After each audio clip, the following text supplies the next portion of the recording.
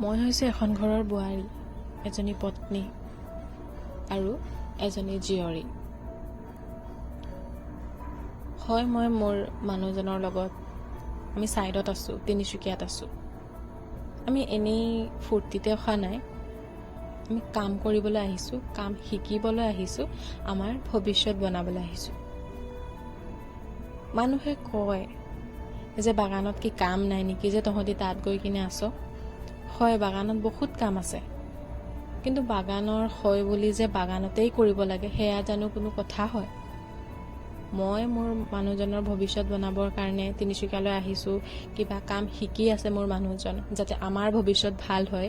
নাজানো জীৱনত সফল হ'ব পাৰোঁ নে নোৱাৰোঁ, কিন্তু চেষ্টা কৰিতো চাব পাৰোঁ আমি।